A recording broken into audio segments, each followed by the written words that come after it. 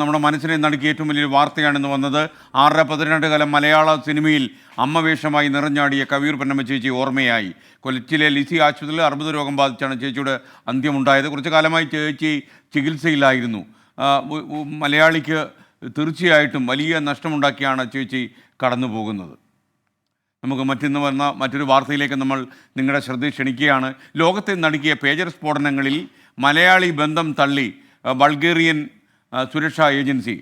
Norwegian പൗരനായ Wayanad സ്വദേശി റിൻസൺ ജോസിൻ്റെ കമ്പനികളെക്കുറിച്ച് അന്വേഷണം നടത്തുന്നുവെന്നായിരുന്നു അന്താരാഷ്ട്ര മാധ്യമങ്ങൾ റിപ്പോർട്ട് ചെയ്തത്.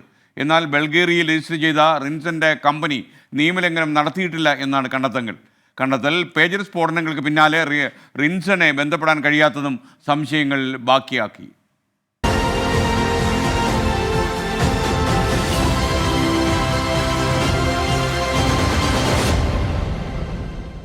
പത്തു വർഷം മുമ്പ് വയനാട് മാനന്തവാടിയിൽ നിന്ന് പഠനത്തിനായി പോയ റിൻസൺ ജോസ് വടക്കൻ യൂറോപ്പിലെ നോർവേയിൽ പൗരത്വം നേടി. നോർവേ തലസ്ഥാനം ഓസ്ലോയിലാണ് ജോലിയും താമസവും. എന്നാൽ തെക്കൻ യൂറോപ്പിലെ ബൾഗേറിയയിൽ റിൻസൺ ജോസിന്റെ പേരിൽ രജിസ്റ്റർ ചെയ്ത 2 കമ്പനികളാണ് ആഗോളതലത്തിൽ സംശയനിഴലിലായത്. ലബനനിലെ പേജർ സ്ഫോടനങ്ങളിൽ യൂറോപ്യൻ ഏജൻസികളുടെ അന്വേഷണ വലയത്തിലാണ് നോർട്ട ഗ്ലോബൽ, നോട്ട ലിങ്ക് എന്നീ റിൻസന്റെ 2 കമ്പനികളെന്ന് റോയിറ്റേഴ്സ് ഉൾപ്പെടെയുള്ള മാധ്യമങ്ങൾ റിപ്പോർട്ട് ചെയ്തതോടെയാണ് സംശയങ്ങൾക്ക് തുടക്കം. പേജർ വാങ്ങാനുള്ള കരാറിൽ റിൻസന്റെ കമ്പനിയായ നോട്ട ഗ്ലോബൽ 15 കോടി രൂപയുടെ സാമ്പത്തിക ഇടപാട് നടത്തിയെന്നും വിവരങ്ങൾ പുറത്തുവന്നു. ഇസ്രയേൽ സുരക്ഷാ ഏജൻസികളുമായി ബന്ധമുള്ള ഹംഗേറിയൻ കമ്പനിയുമായാണ് റിൻസന്റെ കമ്പനിയുടെ ഇടപാടെന്ന റിപ്പോർട്ടുകളും ദുരൂഹതകളേറ്റി. ആഗോളതലത്തിൽ ഇത് വലിയ ചർച്ചയായതോടെയാണ് ബൾഗേറിയയുടെ വിശദീകരണം.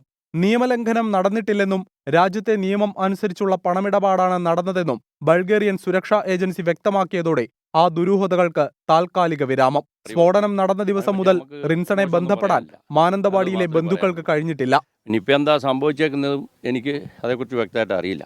10 വർഷമായി പോയിട്ട് ഇപ്പോൾ നവംബറിൽ വന്നിട്ട് ജനുവരിയിലാണ് തിരിച്ചു പോയത്. ഒരു കമ്പനിയിൽ ജോലി ചെയ്യുന്ന പറഞ്ഞാൽ നമുക്കറിയൂ.